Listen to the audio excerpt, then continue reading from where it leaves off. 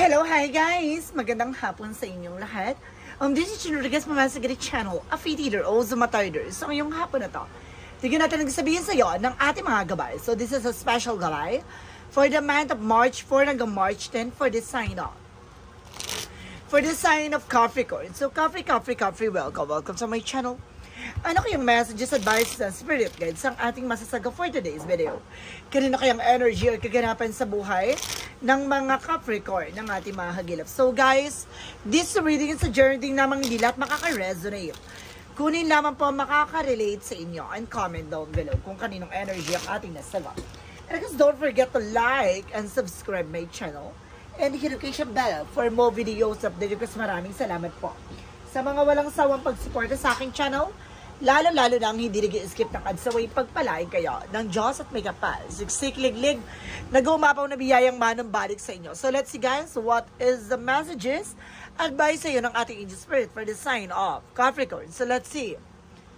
And watch this.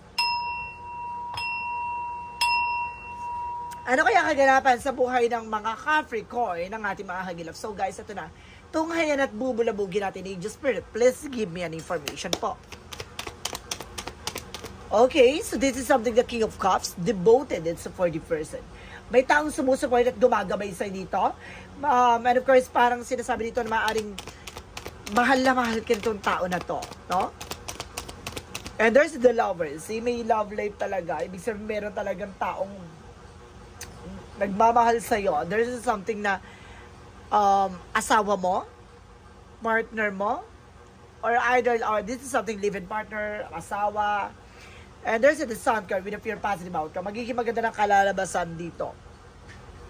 Makikita nyo na talaga kung ano yung purpose sa buhay. No, unti-unti nyo na makikita ang kahalagahan. No, at yung mga plano nyo. There is a Queen of Swords. No, kumbaga magkakaroon na kayo ng sharing ng thoughts, ng knowledge, ideas, no? Para sa gusto nyong mangyari sa inyong kinabukasan. And this is something, the judgment. There's a wake-up call. Or parang pinapaalalahanan ka na you need to pay attention lang na kailangan maging maingat ka, no? And this is something, the page of your intuition. Maraming papasok sa isip mo, sa intuition mo, na it's either imagination, creation, or creativity. No? Gamitin mo yan ng wasto at tama. What is the King of Cups? Represent what? There is a page of Pentacle, investment, no? Magkakaroon dito guys ng investment. No? Mag-ingat ka lang dito sa taong, kumbaga, pagkakatiwalaan mo. No? Meron tao talaga dito na maaari nga magbigay ng partnership sa'yo. Oh my God, ano to? May asawa ka na pero meron kang jowa? Oh my goodness. Ano to? International? What is the lovers? Represent what? There's an idol because there's something, an offer. No? Magkakaroon dito ng offer with a higher level commitment, something marriage, proposal, engagement. No? So let's see what is the sun card. Or meron dito sa'yo ng liligaw na may asawa, okay? And this is something, the devil card. Mag-ingat ka lang ha. Kumbaga meron ditong maliliwanagan ka na kung tukso no? Kumbaga bibigyan liwanag sa'yo dito na itong offer nito, na susubukin ka, tutuksuhin ka dito. Kung kakagat ka ba, no? Papatol ka ba? What is the Queen of Swords? Represent what? There's a Knight of Pentacles with a blossoming abundance, so something financial windfall. No, maaring lumakas ang iyong finances. Magkakaroon ka ng promotion dito, guys, no? Maaring dumagdag ang salary mo. What is a judgment? Kaya pala may paalala. Oh, let's see. And there's a chariot card, action, movement, no?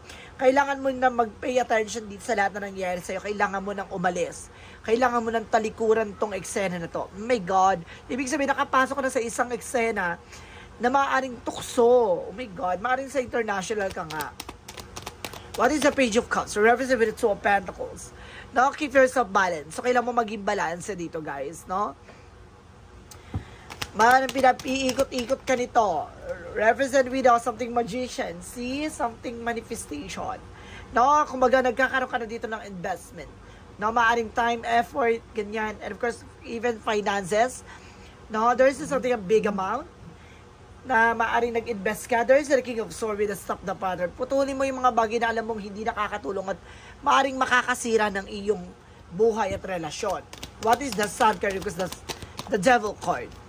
Represent with the Kingman. No, may gayuma. You're feeling stuck. You're feeling exhausted. No, you're feeling hung. Oh my God. Kaya pala, nagkagusto tong tao na to. Dun sa person na yon, maaaring kumbaga ginagayuma.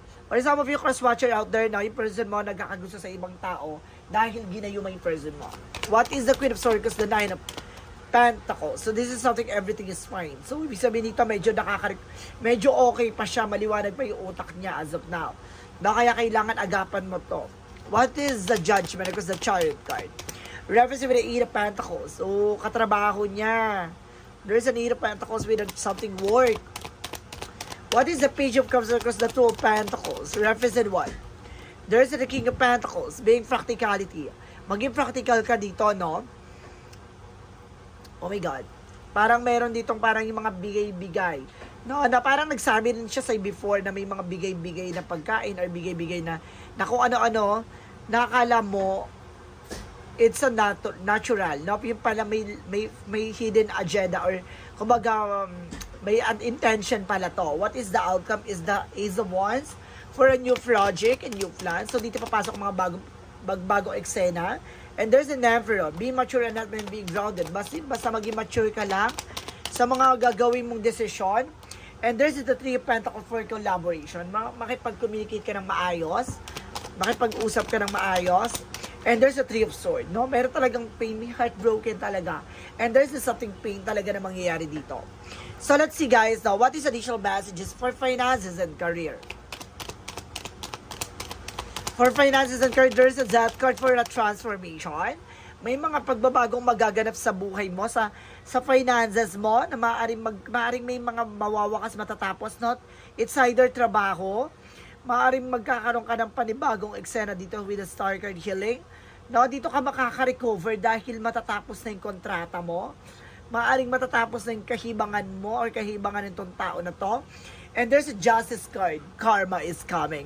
No, kumaga makukuha yung hustisya, no, yung nararapat para sa inyo. Tatapusin na, no, yung nagbibigay balakid, no, pagdating sa finances and love life. Oh, let's see. About sa love life, let's see, guys. And there's a Queen of Cups. No, there's an emotional healing. Magkakaroon ka na emotional healing dito with the Queen of Pentacles. Just being practical. Ngayon, magiging secure ka na eh, no? Isi-secure mo na kung ano yung mga bagay na meron ka ngayon. And there's the Nine of Pentacles. Security. So, aalagaan mo po, protectionan mo na. No? And there's something with the Two of Cups, with the partnership. No, isasalba mo ang inyong pagkasama at ang inyong pag-iibigan ng inyong pamilya. Additional messages tayo. About naman tayo sa health. There's the Temperance, healing. Divine intervention. May paalala sa'yo talagang ating divine na you need to pay attention with the Temperance. And this is something that's hormone for major changes, no? Kailangan mo tong gamot mapagaling or magpagamot to para matanggal tong ginawa sa kanya kung ayaw mo masira yung family. Nagbaback and forth pa siya eh. So, ibig sabihin may gayuma pa tong tao na to or some of you cross-watcher out there yung ikaw na may gayuma ka pa na gumawa yung taong na to. Ginawa ng tao na to or ginawa nung taong nakilala niya. No? Something like that. So, let's see. What is the magical fairy messages to represent what? What is the magical fairy messages to represent? With the do some research, no? Kailangan mong tuklasin, alamin pa, no? Busisiin. And this is something practice. Akala mo enhance yung practice or kailangan mo enhance yung ability mo and of course polish your skills, no? And of course magkaroon ng kumpiyansa, lakas ng loob. Parang natatakot ka na eh. May ganun ako nakasense dito. What is the yin and yang oracle card? The Ace of Fire. Leo, Aries, Sagittarius. So some of you, baka yan ang person mo. O baka yun yung gumagawa sa inyo. Additional yin and yang. Represent with apology. May hihingi talaga ng tawa dito, guys. And there's something karma. May karma talaga. So something na maaaring ibabalik to sa gumawa or maaaring, kumbaga, kapag hindi mo to inayos, tong problema na to, maaaring may karma to, no?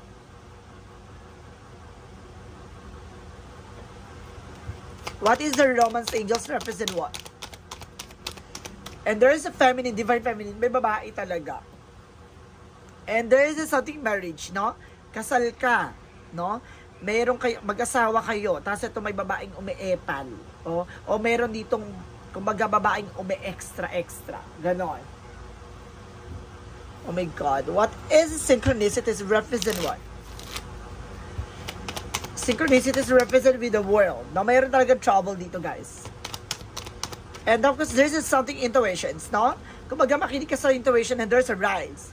No, sinasabi dito na pagkatapos ito mga pinagdaanan nyo, there's something a butterfly na maaari magkaroon ng brand new beginning, no? Ganun siya, makinig ka sa intuitions mo na sundin mo kung ano yung sinasabi ng gut feeling mo, no? Ng gabay mo. What is Archangel Michael messages? This situation is already resolved. O some of you guys, Capricorn, na solusyonan na itong problema na to and spend more time outdoors. So, kailangan mong, kumbaga, huminga kahit papano, ha? Lumayo. What is additional messages with an angel spirit, guys? For additional messages, we represent what? We represent with a blame. No, wala kang ibang sisisihin dito. No, kundi talagang nangyari ay yung bagay na dapat ay mangyari. And there's an adversity, no? This is a challenges na nangyari sa buhay nyo na kailangan nyong matutunan. No, ito yung isa sa naging hakbangin or daan, no, para hubugin ang inyong pagsasama. Your commitment is being tested now. So let's see what is the angel's answer. Represent what? And there's a recovery, guys. Na makaka-recover na kayo. And because this is something the no. Na marunong ka humindi, dapat hindi pwedeng oo. And there is an ask from help from others. So kailangan mo ng tulong ng ibang tao. So let's see what is additional messages with an angel spirit. And there is something that is of na may ka. So, something potential. No? Binibigyan ka ng, kumbaga, power na magawa mo itong bagay na dapat ay para sa'yo. Or, kumbaga, para matupad mo or isa katuparan mo kung talaga yung minimithi mo. And this is something you're not for everyone. So, something weirdness, no? Kumbaga, hindi ka gustuhin, hindi parang lahat ng mga tao sumasang-ayon sa'yo. Maraming, kumbaga, naiinis sa'yo or maraming taong hindi ka gusto. Kumbaga, hindi mo kailangan i-please yung sarili mo sa mga tao na yan. What is the chakra messages? See, I told you, insecurity. Maraming insecure talaga sa paligid mo. And there's a joy. Maging maligaya ka sa sitwasyon mo. Maraming inggitera, maraming ambisyosa, maraming mga taong kakadlang, no? Sa kaligayahan mo. And there's a pay attention to the red flag. No? Kaya kailangan mag-pay attention ka sa red flag. And there's something, make the effort. Kailangan magkaroon ka ng effort pagdating sa love life. Now, iwasan mo yung mga bagay na makakasama sa inyong pagsasama, sa inyong relasyon, sa inyong pamilya. What is additional messages? And there's a spirituality. No? Bibigyan ka dito ng, kumbaga, daan, no? Para sa spiritual, para mamulat, no? Para matuto. There's a new vaccine with your inner self na palalawakin ka dito. No? Mas lalawak ang iyong katalinuhan, kaalaman, no? Mas lalo kang, kumbaga, matututo na. What is the Archangel Raphael messages? For Archangel Raphael for detoxification, kailangan mo rin mag-detoxify, ha? Marami ka na rin toxins sa katawan na kailangan mo nang maglinis or either kumain ng mga fruit and vegetables and even herbs na kailangan mo mag-tea ng mga herbal tea. And there's something energy healing. So, magkakaroon ka ng energy healing dito with your family. No, mayroon kailangan nyo raw mag-cleansing pamilya nyo. No, kailangan nyo kasi ginawan yung buong pamilya nyo. Or gagawan yung pamilya nyo. Mag-ingat po kayo, ha. Kasi itong tao na to, hindi siya papayag na, kumaga, siya lang yung may perwisyo or siya lang yung parang maiwanan sa ere. Gusto niya masira din kayo. Kaya kailangan niya mag-cleansing para hindi kayo maapektuhan ito. And there's something show the world around you. Ipakita mo sa mundo kung sino ka talaga. Kung ano yung mga bagay, katangian, kakayanan, kaalaman mo na mabibigay mo at mababahagi mo sa iba. And this is something work through your fears. Nalabanan mo yung takot at pangamba mo. What is the energy represent what? The energy represent with a strategy. Now, gamitin mo tong strategy na to para makapagbuo ka ng mga bagong ideas, plans. And there's an angel of love. No? Nandito ang ating gabay, no? At ating angel na parang binubuhay ang iyong puso or pag-ibig, no? Para sa iyong pamilya, sa iyong mahal sa buhay. What is the Jesus loving quote said? What is the Jesus loving quote said? Lord your God with all your heart, with all your soul, with all your mind. No? So, ibig sabihin dito, mahalin mo ang ating Panginoon sa isip, sa salita at sa gawa. So, gawin mo siya center sa buhay mo.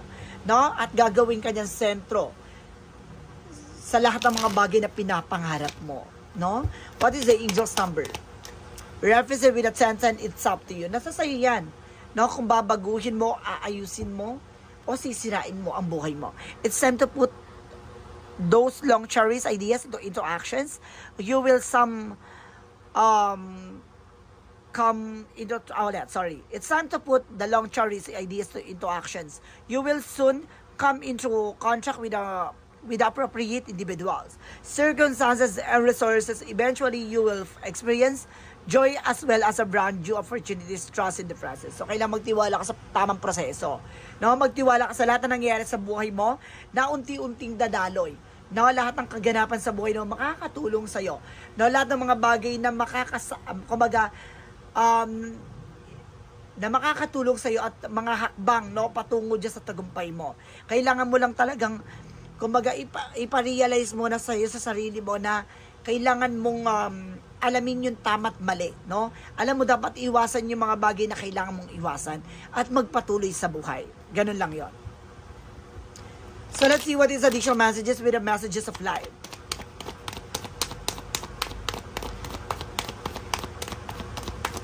Siguro puno-puno kayo ng mga pagsubok ng inyong pamilya. Kaya parang dumating yung time na parang merong isang tao na parang naging sandalan mo. Or either parang itong tao na to na sa iba bansa na nagbigay ng, kumbaga, kahit paano napawi yung lungkot mo. Parang ganon. Pero it's not, it's not good talaga, no? Na alam mong nasa isang relationship ka, na may family ka na. Unity is that today, I bring my attention into the present moment where I become one with the inner light. As I make these conscious connections, I find myself centered in my heart and begin to glow with my own divinity. Union with my inner light provide me with a wise, stable base on which I can now live every day of my life. So see, kumbaga kailangan mo makipag-ugnayan sa sarili mo. Kailangan mo makipagtulungan sa sarili mo, tuklasin ang nilalaman nito at kailangan mo maging maingat sa bawat kilos at galaw na mailayo ka sa anumang tukso, anumang bagay na makakasira sa buhay mo at sa pamilya mo. So guys, this is a special gabay for the month of March 4 hanggang March 10 for the sign of Capricorn. So Capricorn, maraming salamat for this wonderful reading. So once again, this reading is a reading namang hindi lahat makaka-resonate. Kunin lamang po makaka-relate sa inyo and comment down below kung kaninong energy ang ating nasagap. Because don't forget to like and subscribe my channel and hit notification bell for more videos updates. Maraming salamat po sa mga walang sawang pagsuporta sa akin channel, lalo-lalo na ang hindi nag-i-skip ng ads. Saway pagpalain kayo ng Diyos at may kapal, siksik, liglig, nag-uumapaw na biyayang manang balik sa inyo. At maraming salamat and see you in the next video. Bye-bye and babush!